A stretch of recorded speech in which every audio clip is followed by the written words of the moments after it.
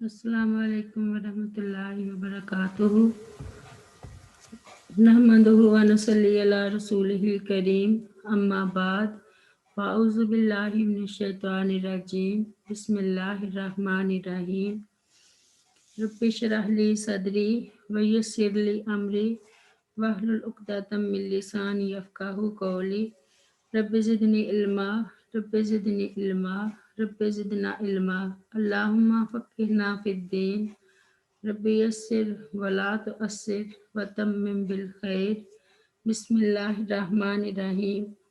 آج ہم سورہ بقرہ کی آیت نمبر 262 262 پڑھیں گے۔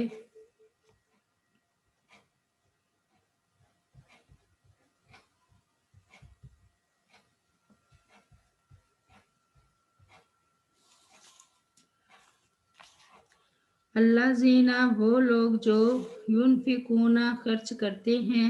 اموالہم اپنے مال، فی سبیل اللہ اللہ تعالیٰ کی راہ میں، ثم پھر لا یتبعون نہیں وہ پیچھے لگاتے، ما اس کے جو انفقوا انہوں نے خرچ کیا، منا احسان جتلانا، ولا آذن اور نہ ایذا دینا، لہم ان کے لیے اجرہم ان کا اجر ہے، عند ربہم ان کے رب کے ہاں، ولا اور نہ خوف کوئی خوف ہوگا، علیہم ان پر، ولا ہم اور نہ وہ یحزنون غمگین ہی ہوں گے۔ قول معروف اچھی بات کہنا، ومغفرات اور درگزر کرنا، خیر بہت بہتر ہے، من صدقات اس صدقے سے، یتبعہا جس کے پیچھے ہو، آذن ایذا دینا،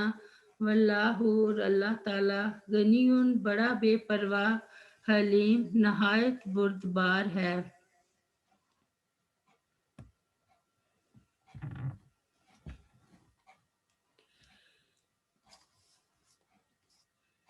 انفاق فی سبیل اللہ کی مذکورہ فضیلت صرف اس شخص کو حاصل ہوگی جو مال خرچ کر کے احسان نہیں جتلاتا، نہ زبان سے ایسا کلمہ تحقیر ادا کرتا ہے جس سے کسی غریب محتاج کی عزت نفس مجروح ہو اور وہ تکلیف محسوس کرے، کیونکہ یہ اتنا جرم بہت بڑا جرم ہے۔ سائل سے نرمی اور شفقت سے بولنا، دعائیہ کلمات، اللہ تعالیٰ تجھے بھی اور ہمیں بھی اپنے فضل و کرم سے نوازے وغیرہ سے اس کو جواب دینا قول معروف ہے، اور مغفرات کا مطلب سائل کے فکر اور اس کی حاجت کا لوگوں کے سامنے عدم اظہار اور اس کی پردہ پوشی ہے، اور اگر سائل کے منہ سے کوئی نازیبا بات نکل جائے تو اس سے چشم پوشی بھی اس میں شامل ہے، یعنی سائل سے نرمی و شفقت اور چشم پوشی، پردہ پوشی، اور اس صدقے سے بہتر ہے جس کے بعد اس کو لوگوں میں ذلیل و رسوا کر کے اسے تکلیف پہنچائی جائے۔ اسی لیے حدیث میں کہا گیا ہے، الکلمات الطیبات صدقات، صحیح مسلم کی روایت ہے، یعنی پاکیزہ کلمہ بھی صدقہ ہے۔ نبی کریم صلی اللہ علیہ وسلم نے فرمایا، تم کسی بھی معروف نیکی کو حقیر مت سمجھو، اگرچہ اپنے بھائی سے خندہ پیشانی سے ملنا ہی کیوں نہ ہو۔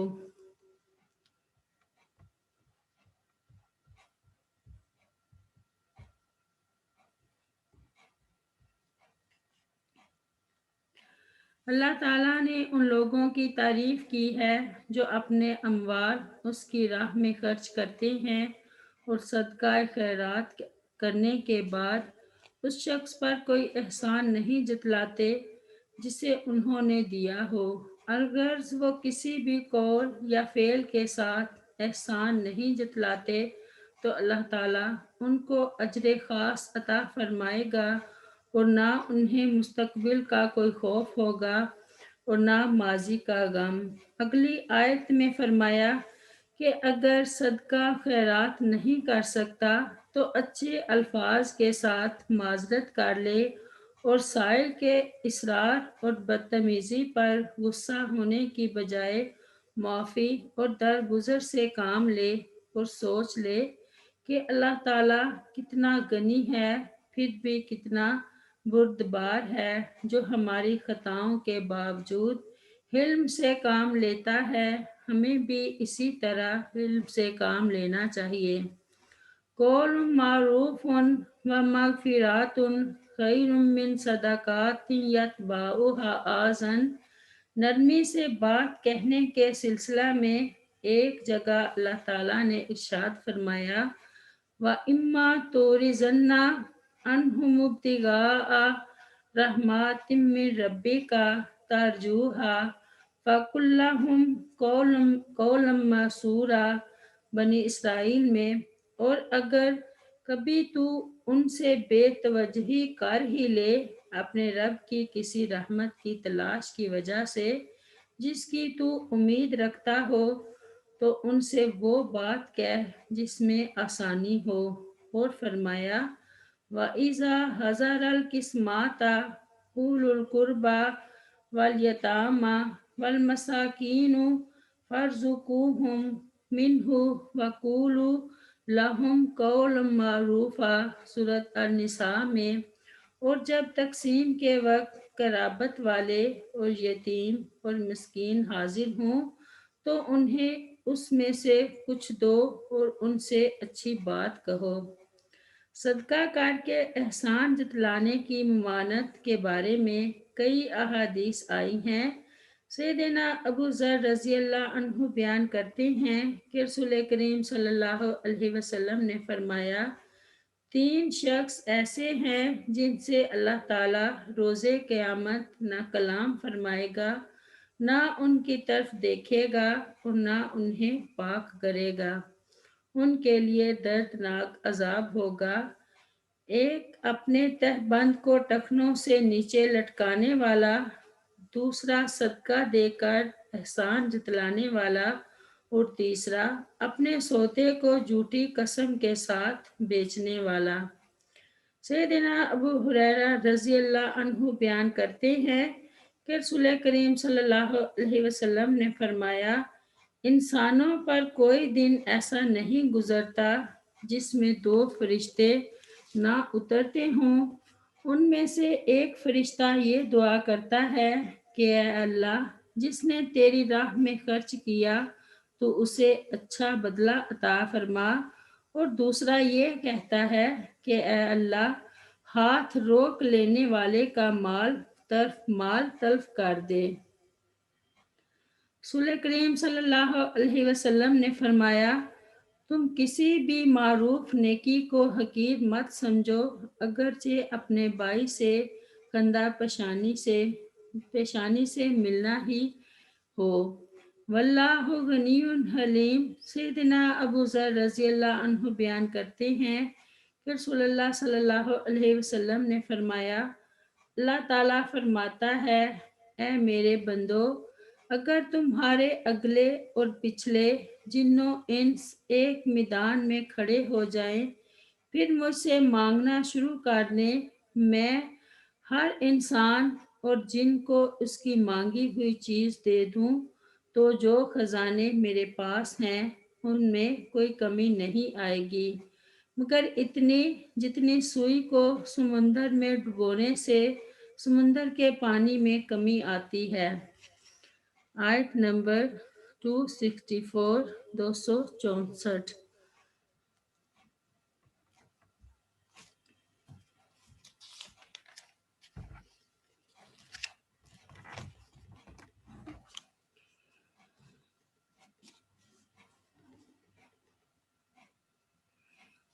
یا ایھا الذین، اے وہ لوگو جو آمنو ایمان لائے ہو، لا تبطلوا، نہ تم باطل کرو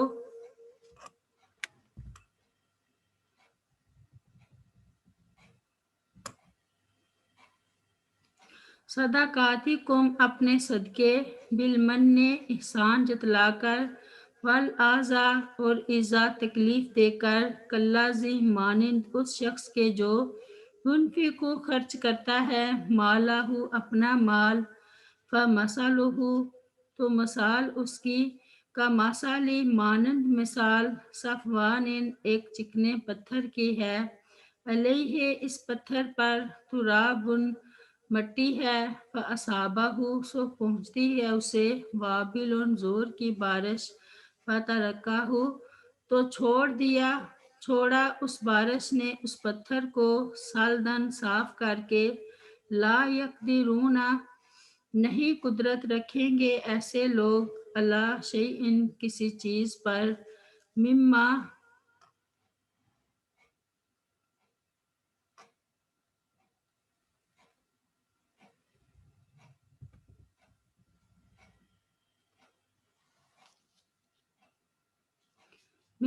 اس میں سے جو کسابو انہوں نے کمایا واللہ اور اللہ تعالی لا یہدی القوم الکافرین نہیں ہدایت دیتا کافر قوم کو۔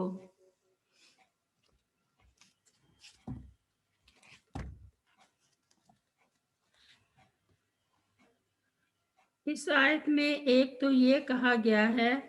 کہ صدقہ و خیرات کر کے احسان جتلانا اور تکلیف دہ باتیں کرنا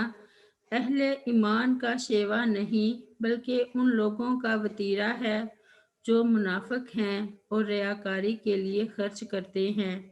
دوسرے ایسے خرچ کی مثال صاف چٹان کی سی ہے جس پر کچھ مٹی ہو، کوئی شخص پیداوار حاصل کرنے کے لیے اس میں بیج بو دے لیکن بارش کا ایک جھٹکا پڑتے ہی وہ ساری مٹی اس سے اتر جائے اور وہ پتھر مٹی سے بالکل صاف ہو جائے، یعنی جس طرح بارش اس پتھر کے لیے نفع بخش ثابت نہیں ہوئی اسی طرح ریاکار کو بھی اس کے صدقہ کا کوئی فائدہ نہیں ہوگا۔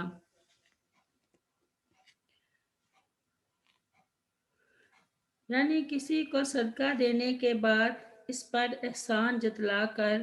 یا اسے تکلیف دے کر اس منافق کی طرح اپنے اعمال کو ضائع نہ کرو جو صرف ریاکاری کے جذبہ کے تحت اپنا مال خرچ کرتا ہے اور اس کا اللہ تعالیٰ اور یوم آخرت پر ایمان نہیں ہے۔ یہ ریاکار بظاہر اللہ تعالیٰ کی راہ میں صدقہ کرتا نظر آتا ہے جبکہ حقیقت میں وہ صدقہ اس مٹی کی طرح ہے جو کسی صاف چٹان پر جمی ہوئی ہو اور دیکھنے والا اسے قابل کاشت خیال کرے لیکن جوں ہی بارش ہو اس سے تمام مٹی دھل جائے اور وہ صاف چٹان کی چٹان رہ جائے۔ اسی طرح ریاکاروں کے عمل ان کے صحیفہ اعمال سے مٹ جائیں گے اور وہ ان سے کوئی فائدہ نہ اٹھا سکیں گے اور نہ انہیں ان کا کوئی اجر ملے گا۔ یا ایھا الذین آمنوا لا تبطلوا صدقاتکم بالمن والاذی۔ سیدنا ابو ذر رضی اللہ عنہ بیان کرتے ہیں کہ رسول کریم صلی اللہ علیہ وسلم نے فرمایا 3 آدمیوں سے قیامت والے دن اللہ تعالیٰ کلام نہیں کرے گا، نہ رحمت کی نظر سے انہیں دیکھے گا نہ انہیں پاک کرے گا اور ان کے لیے دردناک عذاب ہوگا۔ راوی بیان کرتے ہیں کہ رسول اللہ صلی اللہ علیہ وسلم نے یہ کلمات 3 مرتبہ ارشاد فرمائے۔ ابو ذر رضی اللہ عنہ کہتے ہیں نامراد ہوئے اور گھاٹے میں رہے، یا رسول اللہ یہ کون لوگ ہیں؟ آپ صلی اللہ علیہ وسلم نے فرمایا ٹخنوں سے نیچے کپڑا لٹکانے والا، نمبر 2 احسان کر کے احسان جتلانے والا اور اپنا سامان جھوٹی قسم کے ذریعے بیچنے والا۔ کاللذی ينفق مالہ رئاء الناس، یعنی اپنے صدقات کو احسان اور ایذا سے اس طرح ضائع نہ کرو جس طرح ریاکاری اور دکھاوے سے صدقہ ضائع ہو جاتا ہے۔ سیدنا جندب رضی اللہ عنہ بیان کرتے ہیں کہ رسول اللہ صلی اللہ علیہ وسلم نے فرمایا، جو شخص سنانے کے لیے عمل کرے گا اللہ تعالیٰ اس کے بدلہ میں قیامت کے روز اس کی ذلت سنائے گا، اور جو شخص دکھانے کے لیے عمل کرے گا اللہ تعالیٰ قیامت کے روز اس کے بدلہ میں اس کی ذلت کو آشکار کرے گا۔ سیدنا ابو ہریرہ رضی اللہ عنہ بیان کرتے ہیں، رسول اللہ صلی اللہ علیہ وسلم نے فرمایا، اللہ تعالیٰ فرماتا ہے، میں تمام شرکاء سے زیادہ شرک سے بے نیاز ہوں۔ جو شخص ایسا عمل کرے جس میں میرے ساتھ میرے علاوہ کسی اور کو شریک کرے تو میں اس کو اور اس کے شرک کو چھوڑ دیتا ہوں۔ سیدنا ابو ہریرہ رضی اللہ عنہ بیان کرتے ہیں، رسول اللہ صلی اللہ علیہ وسلم نے فرمایا، قیامت کے دن جس شخص کا سب سے پہلے فیصلہ ہوگا وہ ایسا شخص ہوگا جسے اللہ تعالیٰ نے ہر قسم کا مال دیا ہوگا، وہ اللہ تعالیٰ کے ہاں لایا جائے گا، پھر اللہ اسے اپنی تمام نعمتیں دکھائے گا، وہ ان نعمتوں کو پہچان لے گا، پھر اللہ تعالیٰ فرمائے گا، تو نے یہ مال کہاں خرچ کیا؟ وہ کہے گا، ایسی کوئی مت جس میں خرچ کرنا تجھے پسند تھا میں نے نہیں چھوڑی کہ اس میں تیری رضا کے لیے خرچ نہ کیا ہو۔ اللہ تعالیٰ فرمائے گا، تو جھوٹ بولتا ہے، تو نے تو اس لیے خرچ کیا کہ تجھے سخی کہا جائے، سو تجھے سخی کہا گیا، تجھے بدلہ مل گیا، پھر حکم دیا جائے گا اور اسے منہ کے بل گھسیٹ کر جہنم میں ڈال دیا جائے گا۔ آیت نمبر 265 265۔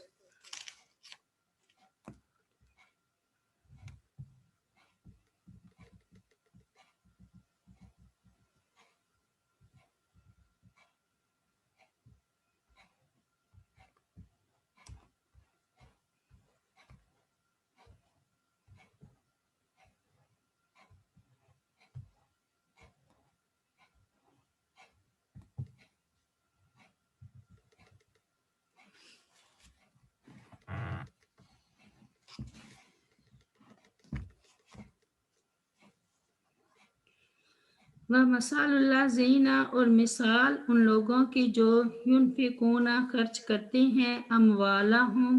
اپنے مال مبتغاء تلاش کرنے کے لیے مرضات اللہ رضامندی اللہ تعالیٰ کی، وتثبیتاً اور پختگی پیدا کرنے کے لیے من انفسہم اپنے نفسوں میں، کمثل مانند مثال جنات اس باغ کے ہے، بربوات جو ٹیلے پر ہے، اصابہا پہنچی اسے وابل زور کی بارش، فاتت چنانچہ وہ باغ لایا، اکلہا اپنا پھل، ضعفین دگنا، فإن لم یصبھا پھر اگر نہ پہنچے اس باغ کو وابل زور کی بارش، فتل تو فوار ہی کافی ہے، واللہ اور اللہ تعالیٰ بما ساتھ اس کے جو تعملون تم عمل کرتے ہو بصیر خوب دیکھنے والا ہے۔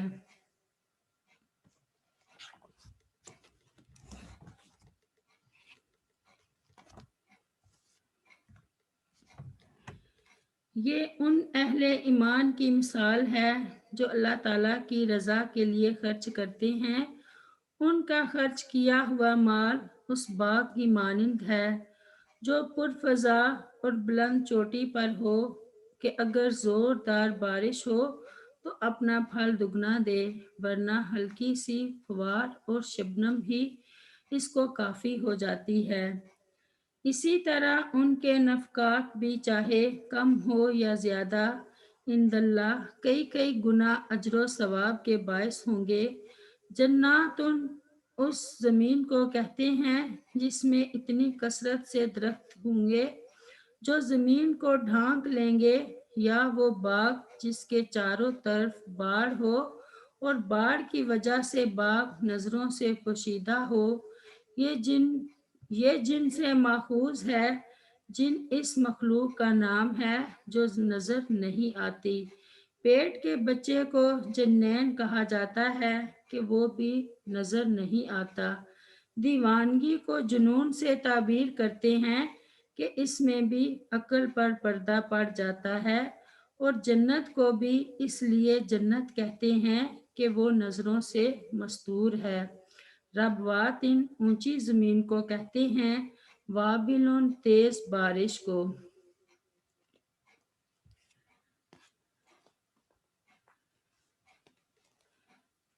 یہ ریاکاروں کے مقابلہ میں مخلص مومنوں کی دوسری مثال ہے، یعنی جو لوگ محض اللہ تعالیٰ کی رضا جوئی کے لیے خرچ کرتے ہیں اور دل کے اس اطمینان کے ساتھ خرچ کرتے ہیں کہ اللہ تعالیٰ انہیں اس کا وافر اجر عطا فرمائے گا اور ان کا عمل ضائع نہیں ہوگا۔ ان کے خرچ کرنے کی مثال اس باغ کی سی ہے جو کسی پرفضا اور بلند مقام پر ہو، اور اگر اس پر زور کی بارش ہو تو دوسرے باغوں سے دگنا پھل دے، اور اگر زور کی بارش نہ بھی ہو تو ہلکی بارش یا پھر شبنم ہی کافی رہے۔ اس مثال میں اللہ تعالیٰ نے انسان کو باغ سے خلوص نیت کو، پھل باغ کے محل وقوع اور زرخیزی سے، اور مال کی زیادتی اور کمی کو بارش اور شبنم سے تشبیہ دی ہے۔ جس طرح باغ کے محل وقوع اور زرخیزی کی وجہ سے بارش کی زیادتی اور کمی کا کوئی خاص اثر نہیں پڑتا، ہر حال میں پھل پیدا ہوتے ہیں، اسی طرح انسان کے خلوص نیت کی وجہ سے مال کی کثرت و قلت کا کوئی خاص اثر نہیں پڑتا۔ مال کی کثرت ہو یا قلت، انسان ثواب سے کسی حالت بھی محروم نہیں رہتا۔ ارشاد باری تعالیٰ ہے،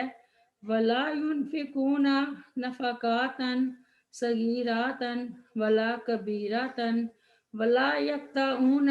وَادِيًا إِلَّا كُتِبَ لَهُمْ لِيَجْزِيَهُمُ اللَّهُ أَحْسَنَ مَا كَانُوا يَعْمَلُونَ۔ سورۃ التوبہ میں، اور نہ وہ خرچ کرتے ہیں کوئی چھوٹا خرچ اور نہ کوئی بڑا، اور نہ کوئی وعدی طے کرتے ہیں مگر وہ ان کے لیے لکھ لیا جاتا ہے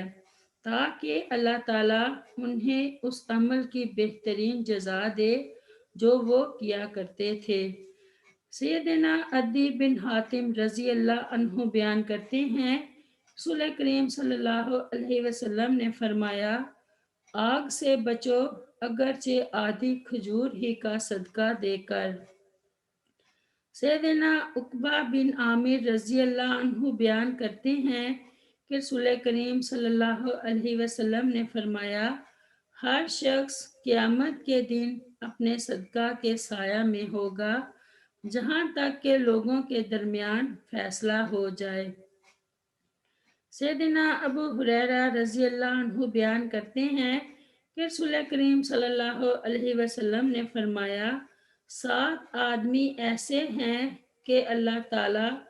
اس روز یعنی قیامت کے دن انہیں اپنے سائے میں جگہ عطا فرمائے گا